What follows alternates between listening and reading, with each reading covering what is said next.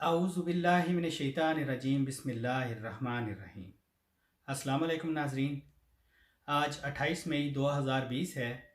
आज से एग्जैक्टली 22 साल पहले पाकिस्तान एक एटमी ताकत बना था। हमारा एटॉमिक बम, जिसे हमारे कुछ हासदीन और बदख्वाह इस्लामी बम के नाम से जानते हैं और कहते हैं, लेकिन जो भी हो, इस दिन हमारे मुल्क की दिफा को नाकाबिले तस्खीर बनाया गया था।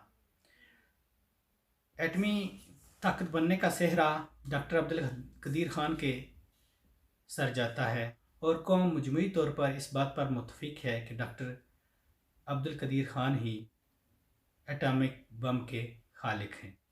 पाकिस्तान को आज के दिन बजा तौर पर खुशी मनानी चाहिए, क्योंकि हमारा मुल्क की दिफा अब मजबूत हाथों में है और दुश्मन हमारी तरफ आंख उठाकर नहीं देख सकता। ये बात भी आपके इल्म में होगी कि कुछ दिन पहले डॉक्टर अब्दुल कदीर ख़ान ने पाकिस्तान की सुप्रीम कोर्ट से रजू किया है कि उनकी शख्सी आज़ादियाँ बहाल की जाएँ।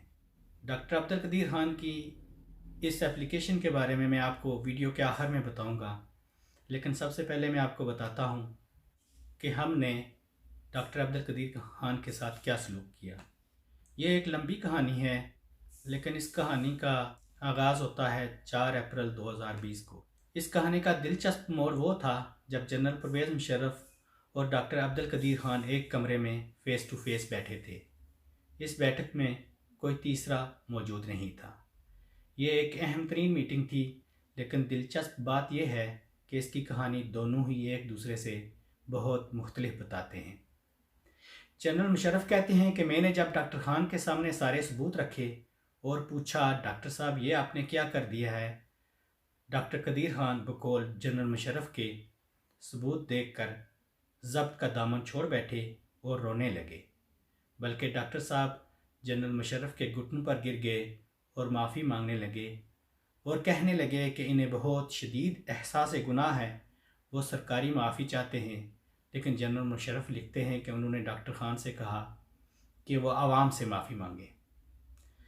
जनरल परवेज़ मुशर्रफ साहब क्या फरमाते हैं, ये आप खुद ही सुन लीजिए और देख भी लीजिए। एक साहब, आप जब मेरे से परमिशन लेते हैं कहीं जाने की, वहीं पता है कि नहीं जहाँ जाना है। आप तस्वीरें, फैक्ट्स साइंड, इनके साइंड, क्या मतलब इसमें कोई शक बात ही नहीं था। Actually I am telling you, रोने लगे आंसू से एंड ही बेंट फॉरवर्ड। ना ये बिल्कुल हकायक है, अब वो झूठ बोलेगा था। उसने ये बिल्कुल, हम ऐसे बैठे हुए थे, मैं ऐसे बैठता था और वो साइड पे सब मुझे कॉल ऑन करने आता। ही bent forward and touched my knees. Doctor Qadeer ने आपके घुटनों को हाथ लगाया? यस, रोते हुए? अच्छा, आंसू से, मतलब मैं ये नहीं कह रहा हूँ रोते हुए, वो उसे आंसू से रोकर मेरे घुटने। और क्या कहा? मैंने कहा, कदीर साहब, don't embarrass me, already you have caused enough embarrassment to the country, तो आप मुझे एम्बैरेस ना करें, बैठे आराम से, अभी जो कुछ हुआ है हो गया, we have to handle this, और ये एक इंटरनेशनल क्राइसिस है, आप आराम से बैठे। अभी उन्होंने कहा जी ये भाई कुछ भी नहीं, मुझे अपोलोजाइज ये। तो मैंने कहा ये आप स्टेटमेंट फिर दें। यस, मैंने इन्हें कहा कि you come in front of the camera and से what ever you are saying. तो वो कौम के सामने वो आए, वो खुद गए हैं टीवी के सामने और खड़े होकर उन्होंने ये जो कुछ भी कही है, ये कह दी हैं बातें। उसके बाद question was to protect this man. वो डिमांड हो रहे थे कि इसको दो, और ये मेरे खिलाफ बोलता है तो मुझे अफसोस ही होता है। He should know that I protected him. I took a stand that internationally हर आदमी, अमेरिका ने भी, मैंने कहा आपने भी, you have proliferated. That is how you became nuclear. Russia से भी ने भी स्टील किया है, सबने स्टील किया, तो हमने भी अपना किया है। And you should ask India why did they go nuclear and where did the India get it? They also stole. सही। So let's not only target Pakistan. I will not. तो आप डॉक्टर ए.क्यू. खान को बचाया? मैंने बचाया, इनको कुछ नहीं किया, इनको घर पे रखा, house, believe me, house arrest पे भी नहीं थे, बट इनको प्रोटेक्शन दी हुई थी वहाँ, क्योंकि आई थॉट इनको कोई एक्शन ही ना हो जाए इनके खिलाफ। लेकिन हैरान कुन बात यह है कि डॉक्टर ख़ान इस मीटिंग और इस जैसी दूसरी मुलाकातों की कहानी बिल्कुल ही मुख्तलिफ सुनाते हैं। वो कहते हैं कि इस मीटिंग में मुझे جان سے مار دینے کی دھمکیاں دی گئی تھیں، اور پھر ملکی مفاد میں بھی یہی تھا کہ میں قوم سے معافی مانگ لوں۔ اب آپ ملاحظہ کریں ڈاکٹر عبدالقدیر خان کی ویڈیو کہ وہ کیا کہتے ہیں، ان کا موقف کیا ہے۔ شرارت یہ تھی کہ دھمکی گئی تھی کہ ہم آپ کو ملٹری کورٹ میں چپ چاپ اندر کیس چلا کے آپ کو اندر کر دیں گے، بند کر دیں گے، ممکن ہے پھانسی دے دیں۔ آپ نے بھٹو صاحب کو نہیں دیکھا تھوڑی سی ان کی بد زبانی ضیاء الحق کے ساتھ؟ کس طرح ایسا بہادر ہونا ضروری ہے کہ آپ اس طرح جائیں پھند اپنے لگوا لیں؟ ملک کا مفاد بھی تھا نا، ملک کو بھی دیکھنا تھا کہ ہم نے کہا اس وقت پریشر تھا بہت، تو اس لیے ہم نے کہا کہ چلو یہ بات ختم کرو، بعد میں خود بخود دیکھیے سچائی کبھی چھپتی نہیں ہے، وہ بات ختم ہوگی نہیں۔ وہ آدمی جب وہ جھوٹ بولنے لگا اور اس نے کریکٹر اسیسینشن شروع کر دی تو پھر میرا حق بنتا تھا نا، جب اس نے یہ کہا کہ انہوں نے یہ سب دولت کے لیے کیا، پرسنل کیا، اگر اس بات کو خاموش کر دیتا تو میں بھی نہیں بولتا۔ وہ آپ جانتے ہیں کمانڈو ٹائپ اپنے آپ کو سمجھتے ہیں اور ہیں بہت ڈرپوک، وہ کمانڈو نہیں ہے۔ اگر ان کی آپ تاریخ پڑھیں پچھلی، میرے مضامین میں بھی آپ نے دیکھا ہوگا تھا، ایکسپریس میں نے قادر حسن کو بھی لکھا تھا ان کی کہانیاں، تو وہ یہ نہیں ہے، دھونس مارنے میں بہت ماہر ہیں۔ انہوں نے کوشش کی تھی کہ میرے اوپر دھونس مارے ہیں شروع میں، جب وہ آگے بنے آرمی، کہ وہ آئندہ آپ یہ نہیں کریں گے، وہ مجھ سے پوچھ کے جائیں گے اور بغیر بتائے کہیں جائیں گے۔ میں نے کہا کہ میں آج تک بغیر بتائے کہیں نہیں گیا، کوئی بھی امریکہ کو ناراض نہیں کر سکتا، اس کے لیے بڑا بہادر آدمی۔ تو دونوں کا اپنا اپنا ورژن آپ کے سامنے ہے، لیکن اس کے بعد ایک لمبی بحث اور تگ و دو سے ایک مختصر سا کنفیشن سٹیٹمنٹ تیار ہوا۔ 4 اپریل 2004 کی سپہر کو ڈاکٹر عبدالقدیر خان کو پی ٹی وی اسٹوڈیو میں کیمرے کے سامنے بٹھا دیا گیا۔ امریکی مطالبے پر انہیں انگلش میں کنفیشن کرنا تھا۔ سامنے پرامپٹر پر وہی متفقہ تحریر موجود تھی۔ ڈاکٹر خان صاحب کو بھی اسی پرامپٹر پر لکھی تحریر پڑھنا تھی، لیکن ہوا یہ کہ آخری لمحات میں ڈاکٹر عبدالقدیر خان نے پرامپٹر استعمال کرنے سے انکار کر دیا۔ انہوں نے اپنے سامنے وہ پیپر رکھ لیے جن پر متفقہ تحریر موجود تھی۔ ان کے قریبی ساتھی ڈاکٹر شفیق کے مطابق انہوں نے شاید ایسا اس لیے کیا کہ ان کے دوست سمجھ جائیں کہ وہ کسی کا لکھا ہوا اسکرپٹ دہرا رہے ہیں۔ ڈاکٹر خان اور جنرل مشرف کے بعد کے انٹرویوز بھی صاف بتاتے ہیں کہ وہ دونوں ایک دوسرے پر بالکل بھی اعتبار نہیں کرتے تھے، یہاں تک کہ جنرل مشرف نے پی ٹی وی انتظامیہ کو ہدایت کی تھی کہ وہ ڈاکٹر عبدالقدیر خان کی کنفیشن سٹیٹمنٹ یا اقرار نامہ تھوڑا ڈیلے کے ساتھ نشر کریں، تاکہ کہیں ایسا نہ ہو کہ وہ اسکرپٹ چھوڑ کر خود سے کچھ کہنا شروع نہ کر دیں۔ تو ایسا ہی کیا گیا۔ ڈاکٹر عبدالقدیر خان نے قوم کے سامنے یہ مختصر سٹیٹمنٹ پڑھنا شروع کیا اور اقرار کیا کہ مجھے ایسے ثبوت دکھائے گئے ہیں جن میں زیادہ تر سچ اور درست ہیں۔ The investigation has established that many of the reported activities did occur and that these were inevitably initiated at my behest. In my interviews with the concerned government officials, I was confronted with the evidence and the findings, and I have voluntarily admitted that much of it is true and accurate. My dear brothers and sisters, I have chosen to appear before you to offer my deepest regrets and unqualified apologies. بہرحال اس تقریر کے بعد صدر general Pervez Musharraf نے agreement کے مطابق doctor Abdul Qadeer Khan کی trial سے معافی کی درخواست منظور کر لی، جو کہ آئینی طور پر ان کا حق بھی تھا، لیکن انہیں ان کے گھر میں حفاظتی تحویل میں لے لیا گیا۔ یوں ایک لمبی اور طویل کہانی کا اختتام ہو گیا۔ کسی پرولیفریشن پر ریاست پاکستان کا نام تو پہلے بھی نہیں تھا، لیکن اب کوئی ایسا مبینہ نیٹ ورک بھی نہیں تھا جس میں کوئی پاکستانی ملوث ہو۔ لیکن پاکستان میں نئے سوالات نے جنم لیا۔ کچھ لوگ یہ سمجھ رہے تھے کہ شاید ڈاکٹر قدیر خان کو امریکہ کے حوالے کر دیا جائے گا، لیکن جنرل مشرف نے ایک پرہجوم پریس کانفرنس میں کہا کہ وہ ڈاکٹر قدیر اور دنیا کے درمیان کھڑے ہیں، ڈاکٹر قدیر خان کو کچھ نہیں ہونے دیں گے۔ وہ ایسا اس لیے کہہ رہے تھے کہ ان کے اور امریکہ کے درمیان ایک غیر اعلانیہ ڈیل ہو چکی تھی کہ اس معاملے کو کس طرح حل کرنا ہے۔ اس کا ثبوت یہ ہے کہ ٹی وی پر ڈاکٹر خان کی اقراری ویڈیو کے بعد امریکی اسٹیٹ ڈپارٹمنٹ اور نیشنل سیکیورٹی ایڈوائزر کنڈولیزا رائس کی طرف سے بھی یہ اسٹیٹمنٹ آ گئی کہ یہ معاملہ ایک طرح سے اپنے انجام کو پہنچ گیا ہے۔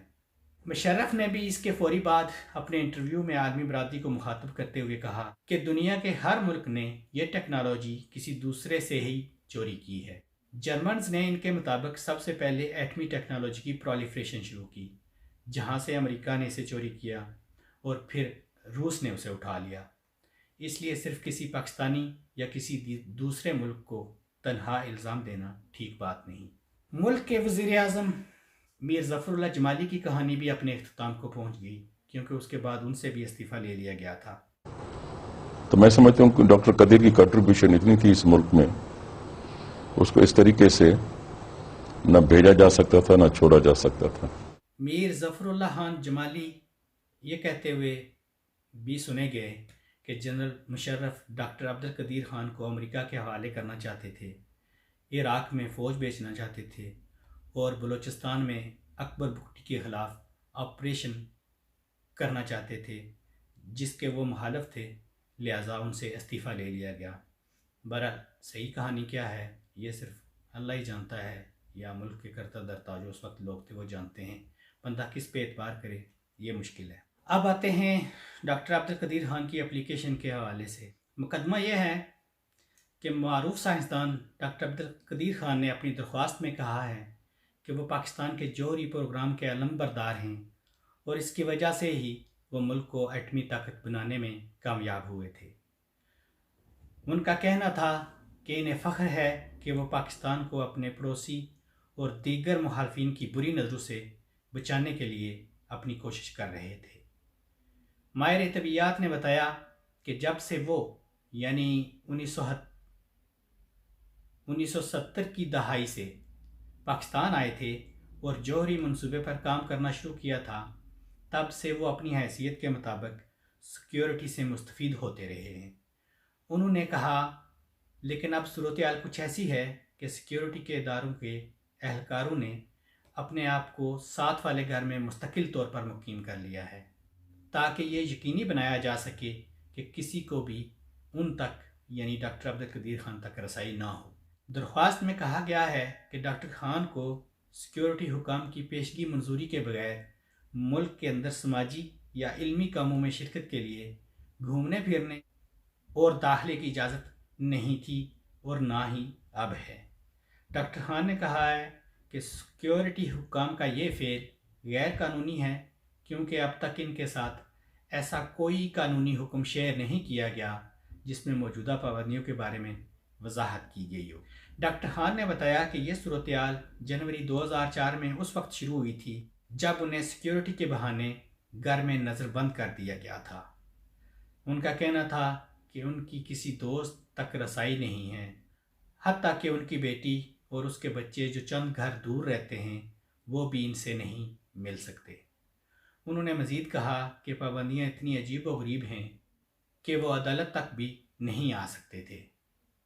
ڈاکٹر عبدالقدیر خان کی قسمت کا فیصلہ ظاہر ہے سپریم کورٹ نے کرنا ہے، اور وزیر اعظم عمران خان صاحب اقتدار میں آنے سے پہلے یہ دعویٰ کرتے رہے ہیں کہ ایک وقت آئے گا جب باہر کے ملکوں سے نوکریاں ڈھونڈنے کے لیے لوگ پاکستان آیا کریں گے۔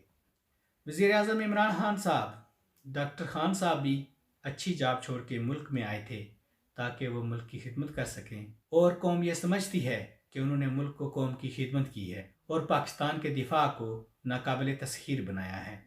مجھے یہ عرض کرنا تھی کہ اگر باہر کے ملکوں سے پاکستانی اچھی جاب چھوڑ کر پاکستان آئیں گے تاکہ وہ ملک و قوم کی خدمت کر سکیں اور ان کے ساتھ اس طرح کا سلوک ہوگا تو پھر اللہ ہی حافظ ہے۔ میرا نہیں خیال کہ کوئی باصلاحیت پاکستانی پاکستان جا کر اپنے آپ کو اس طرح کی صورتحال میں دیکھنا پسند کرے گا۔ اگر ملک کو برین ڈرین سے بچانا ہے تو ملک کے ہیروز کی قدر کرنا ہوگی۔ جہاں تک تعلق ہے اس کہانی کے دو اہم کرداروں کا، یعنی ڈاکٹر عبدالقدیر خان اور جنرل پرویز مشرف، تو صورتحال آپ کے سامنے ہے۔ جنرل پرویز مشرف صاحب متحدہ عرب امارات میں قیام پذیر ہیں اور ان کی صحت بھی ٹھیک نہیں ہے۔ جب انہیں عدالت بلایا جاتا ہے تو وہ موت و حیات کی کشمکش میں مبتلا ہو جاتے ہیں، اور دوسری طرف جناب ڈاکٹر عبدالقدیر خان صاحب ہیں جو اپنے گھر کے پنجرے میں قید ہیں اور اپنی شخصی آزادیوں کی جنگ لڑ رہے ہیں۔ میرے لیے یہ دونوں ہیروز ہیں لیکن یہ ہیروز اور اس طرح کے دوسرے ہیروز کب ایک دوسرے کی قدر کریں گے؟ یہ بات ان ہیروز کو ضرور سوچنی چاہیے۔ سیاستدانوں کی طرح ڈاکٹر عبدالقدیر خان نے کوئی کرپشن نہیں کی۔ مجھے آج تک کوئی انفارمیشن نہیں ملی کہ ڈاکٹر عبدالقدیر خان کی دبئی، برطانیہ، کینیڈا، امریکہ یا دنیا کے کسی اور ملک میں کوئی جائیداد ہے۔